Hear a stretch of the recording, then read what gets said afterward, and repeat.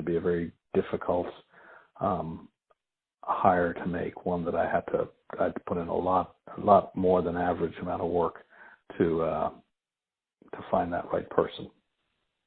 I also know that when I left, and when that person left Disney, they also had a really difficult time finding a replacement for the head of that group. For exactly that reason, it was difficult to find somebody who's both entrepreneurial and a good social scientist. Right. Thanks, Joe. This is really useful.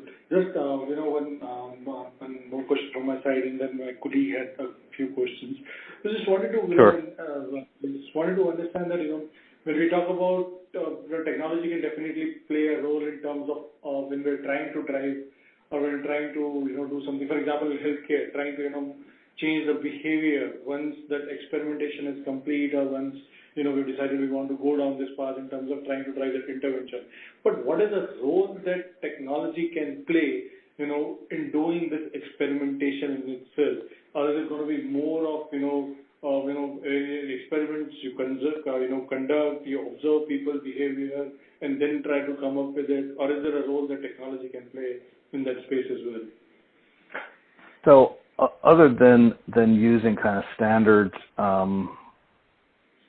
software packages that are out there for doing data analysis, data visualization, we didn't end up developing or using a kind of a standard platform for most things that we did. For most things we did, it was about setting up and designing individual experiments that were often quite different. The one thing that was a kind of a platform that we developed was to gather consumer opinion. So we built a gamified app that people could play the games, and that from which we could extract and derive consumer opinion. So that was a platform that was useful. We had to build it because it didn't exist out there, and that was broad enough because it had the capability to solicit consumer opinion about any consumer product or service or activity. So that was the one platform that we built across all my experiences that I found useful. Other than that, some lab space for doing some experiments can be done in a lab setting. So, for example, we're currently doing a project in medication adherence. We're trying to figure out why in the U.S. half the medicines prescribed by one of our sponsors at the university don't get consumed by the patient.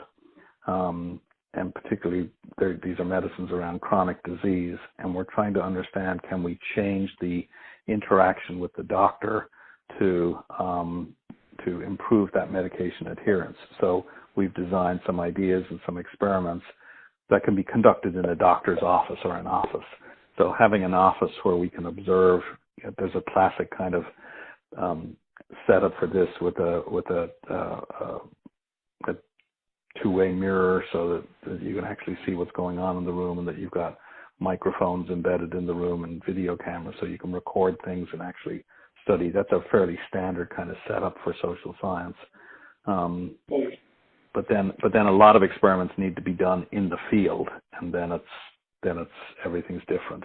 So yes, a platform, I wouldn't say there's no need. Particularly, we found this for soliciting consumer opinion, and you could think of, ours was a more gamified version of something like SurveyMonkey. We wanted to have our own capability to go out and gather data. SurveyMonkey you've probably heard of, and that's a very big company. We were a small company with what we thought was a better platform for that, but still a platform for it. But then most other things, it was actual experimentation, and some of that is done in an office, and having a setup in your company to do that, it will be useful. You'll get certainly plenty of use out of it. But then a whole bunch of experiments will just have to be done in the wild. Got it. Right. So, Joe, Yep. Any concerns you had